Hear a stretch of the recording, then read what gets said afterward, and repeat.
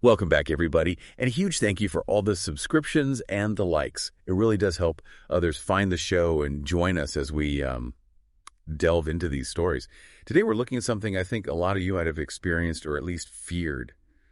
That feeling when you're on public transportation and you just feel unsafe, especially when you're alone and someone is really making you uncomfortable. We're calling it bus bullying. It really is a primal fear, isn't it? You're in this confined space, kind of limited escape routes, and the potential for things to go really bad really quickly with other people, just not sure how to intervene. Yeah, and it's interesting to say that about the witnesses because our first story really highlights that. A woman is on one of those replacement bus services, when the train's messed up. Mm. And it's almost completely empty. Which is ironic because that makes her more vulnerable, right? Usually other people would kind of deter bad behavior or, at least provide support. Exactly.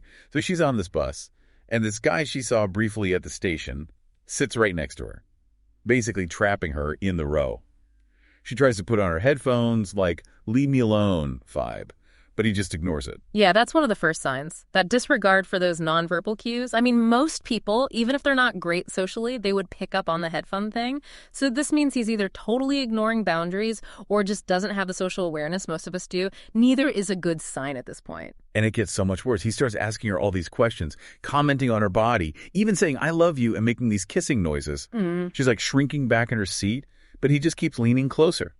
It's the power dynamic, right? He's using his presence and this unwanted attention to take control, and she's literally stuck. Can't easily get away. It's like those bigger fears women often face, but it's like magnified because of the bus. It's so frustrating because the bus driver is totally oblivious. Like she's invisible, and she's starting to panic.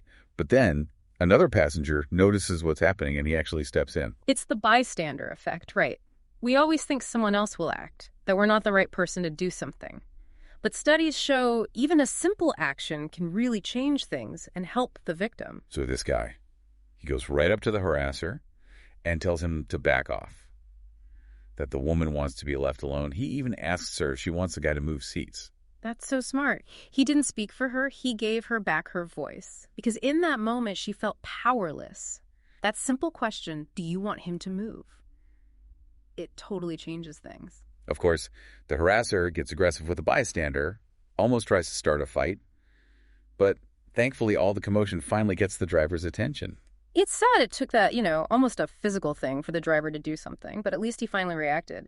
Makes you think, though, they need better awareness, training for people in charge of these public spaces. Totally. So the harasser finally backs down, and the woman moves to sit with her, like rescue her. Huh. And the creep even tries to follow her when she gets off the bus, but her friends are waiting, and he gives up.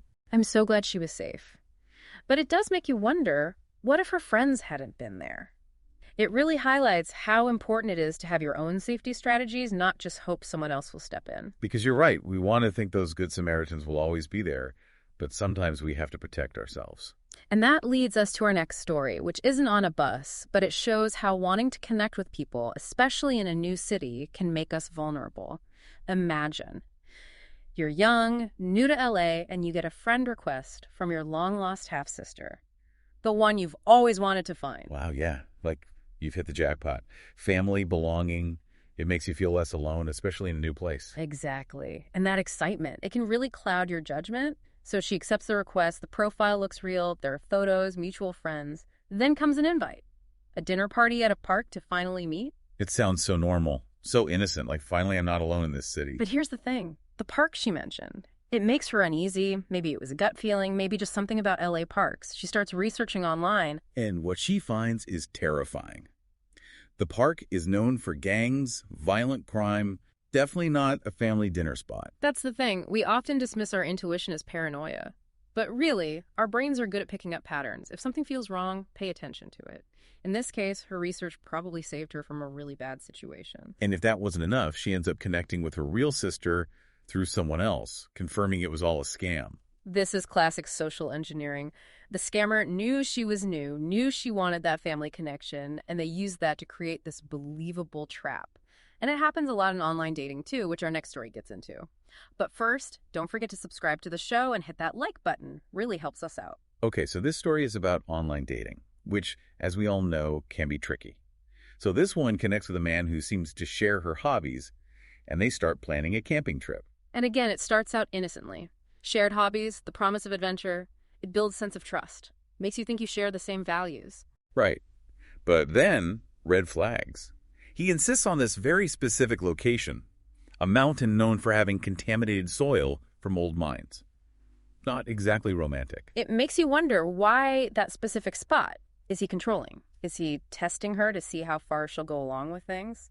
She does question him about it, but he just brushes it off, says he knows the area. She's uneasy, but she's kind of already invested emotionally in the trip. And that's the trap, right?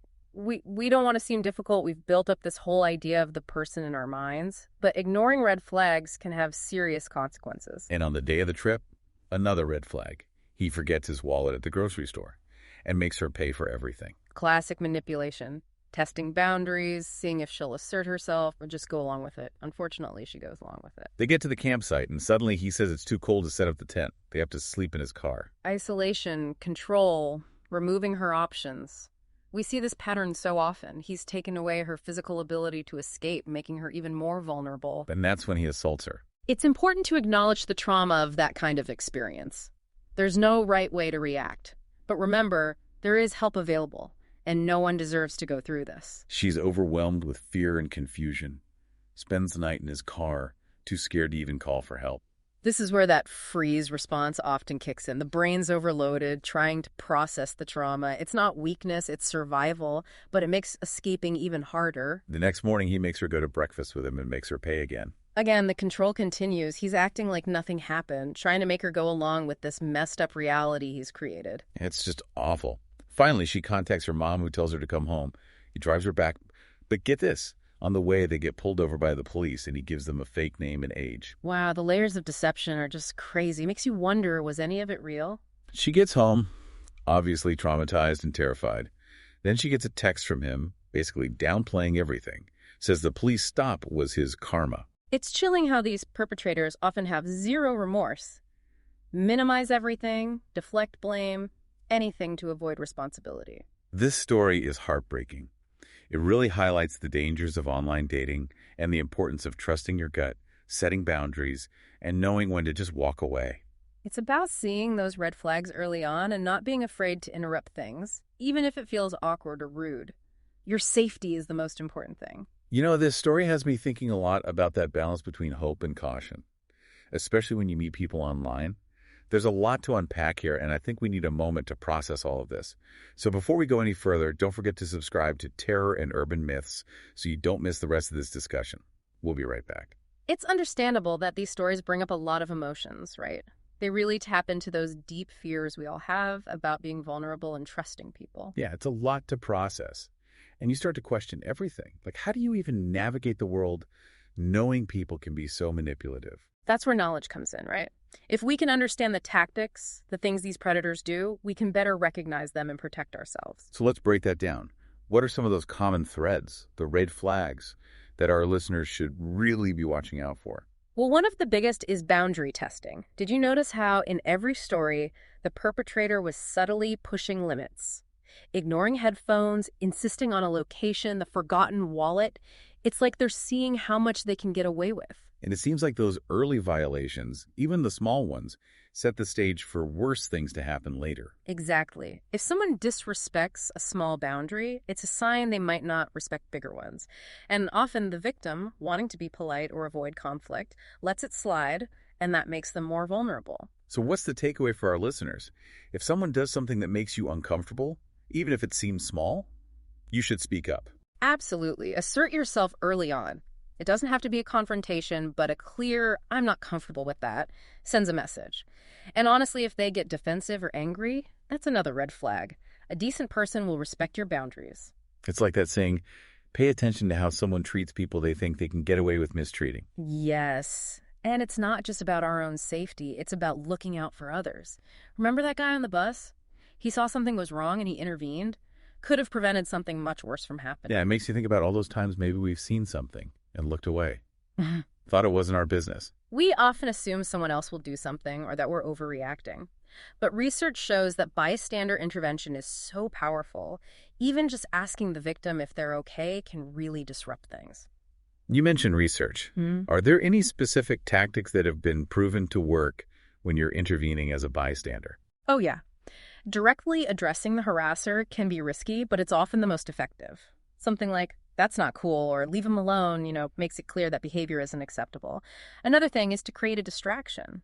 Pretend you know the victim, or, spill something to draw attention. That's interesting. So those indirect approaches can sometimes be safer, but still disrupt this situation. Right. And remember, you don't have to be a hero. If it feels dangerous, call for help. But even small actions can make a big difference. It sends a message to both the victim and the perpetrator that this behavior isn't okay. So it's about changing that societal norm, right? Creating a culture where people feel empowered to speak up, both for themselves and others. Yes, exactly. It's about collective responsibility. We can't just rely on law enforcement or authority figures. We have to be active in creating a safer environment for everyone. That brings us back to personal safety strategies. Apart from being assertive and aware of red flags, what else can our listeners do to protect themselves, especially on public transportation? Awareness is key. Avoid distractions. Don't be buried in your phone or have loud music blasting in your ears. Be present and aware of your surroundings. Who's around you? How are they acting? So it's about having that street smarts mindset, even when you're on a bus or a train. Right. And try to sit near other people or in well-lit areas. If you're traveling at night, let someone know your route and when you expect to arrive. Share your location with a friend or family member. Just an extra layer of security. Those are all great tips for prevention. But what if, despite our best efforts, something does happen? What should someone do if they're being harassed or attacked? Well, the first thing is always safety. If you can, get away from the immediate danger. Move to another seat. Get off at the next stop. Anything to create distance. If that's not possible, try to attract attention. Yell, use a personal alarm, activate the emergency features on your phone. And I imagine it's important not to blame yourself. It's easy to think I should have done this or that. But in those moments, your brain is in survival mode. Absolutely. There's no right way to react to an attack. Just focus on doing what you can to protect yourself, physically and emotionally. And when you're safe, remember that reporting the incident to the authorities is important. It not only helps hold the perpetrator accountable, but it creates a record of these incidents, which can be crucial in addressing the bigger problem. Exactly. And it's important to remember that you're not alone. There are so many resources and support systems out there for survivors of harassment and assault. Organizations like RAIN offer hotlines, counseling, and legal advocacy. It's a reminder that there's help even when it feels like everything is falling apart. And while these stories are terrifying, they also show how strong and resilient people can be. We can't control what others do, but we can learn how to navigate these situations as safely as possible. And by speaking up, supporting survivors, and demanding change, we can work towards a world where everyone feels safe and respected no matter where they are. That's a really powerful message, and it makes me think about this next story, which takes us back online, but it shows a slightly different angle on this theme of vulnerability. Oh, I'm intrigued. What's the story? Remember that story about the woman in Los Angeles who was lured to a dangerous park by someone pretending to be her sister? Well, there's another one. This time it's a young woman who connects with a guy on a site called Omegle. Omegle. That platform is known for its randomness, and let's be honest, its potential for meeting some creepy people. I already see a connection to the LA story. Both involve online deception, preying on vulnerability. Yeah, you're picking up on the patterns. And that's exactly what we want our listeners to do. Right. So this woman, she was 19 at the time, matches with this guy who says he's 23.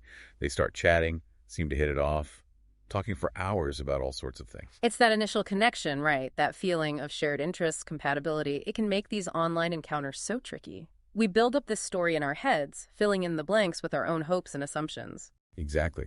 And just like in that LA story, this guy suggests they meet up, says he lives just a few hours away, and she, for reasons she later regrets, agrees. It's the danger of online anonymity, isn't it? We project our own ideas onto these online personas and ignore those red flags. It's like we forget there's a real person on the other side of the screen and their intentions might be totally different than what they're showing. And the red flags were definitely there. For example, she asks for his number, and he texts her from a work phone.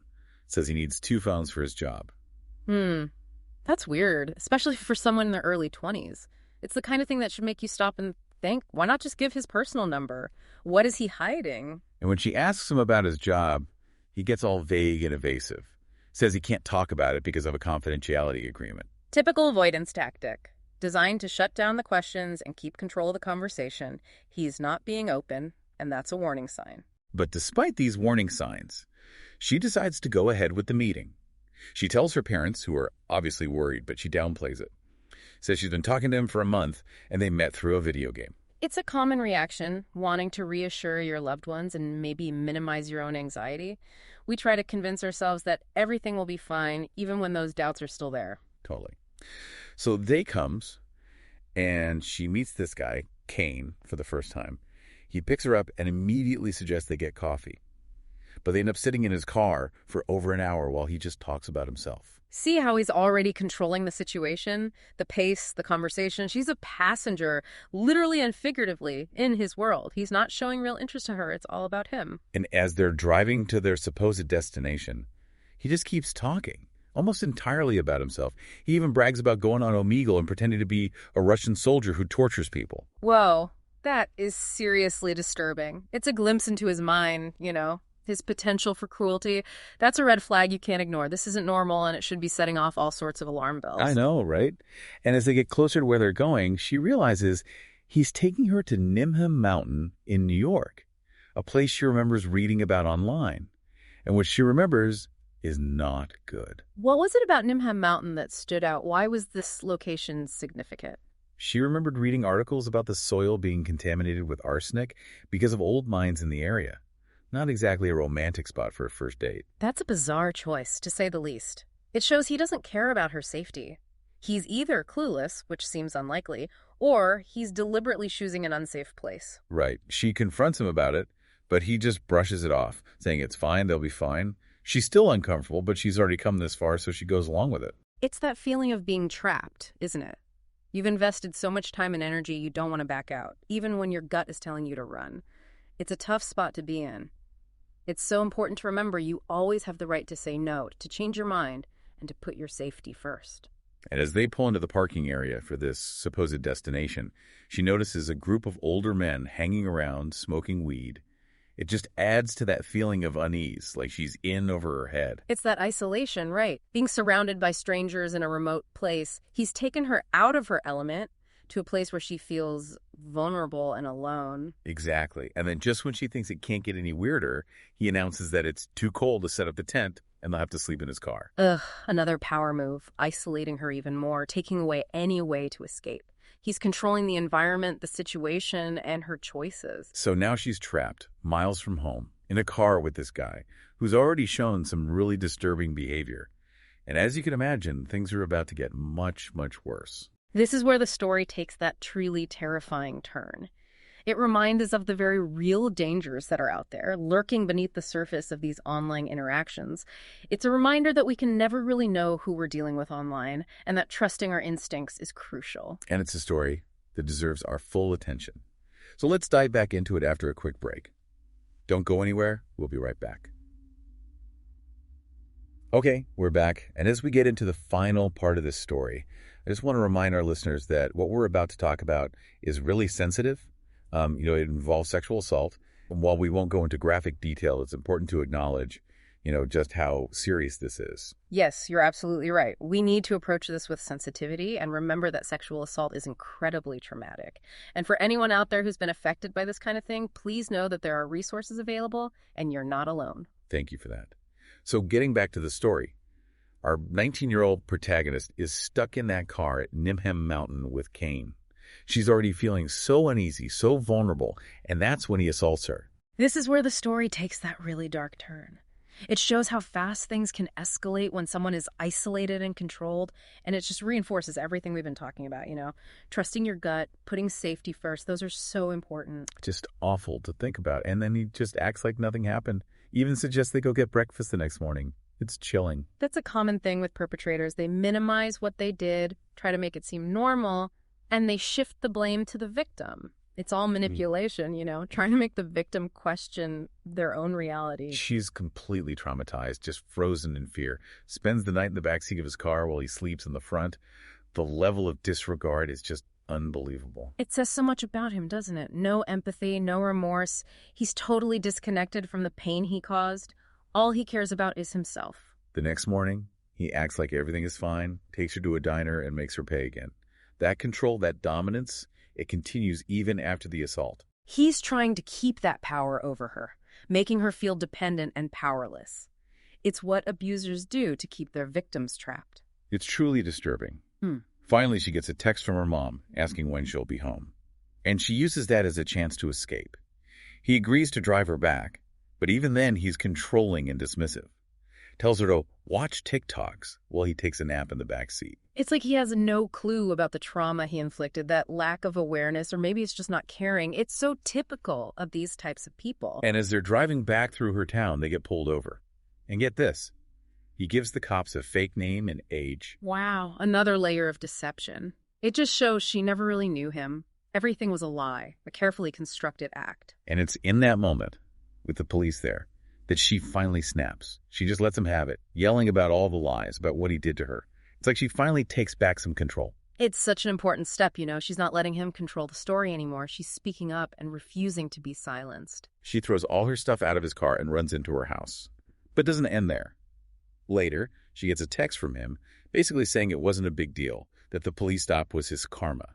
It's sickening. No accountability whatsoever. Trying to downplay what he did happens all the time, unfortunately, and it highlights how important it is to seek support and validation from people you trust. This whole story is a stark reminder of the dangers of online interactions. We have to be aware of those red flags, trust our instincts, and prioritize safety. And it shows how important it is to talk about these things. Raise awareness and support survivors. By shining a light on these dark places, we can create a safer, more informed world. Well said. Thank you for joining us for this episode of Terror and Open Myths. We really appreciate you being here and engaging in these tough but important conversations. And remember, if you or someone you know has been affected by sexual assault, please reach out for help. There are resources available. You are not alone. And don't forget to subscribe to the show and hit that like button. It really does help others find us and be part of this discussion. Until next time, stay safe and be well.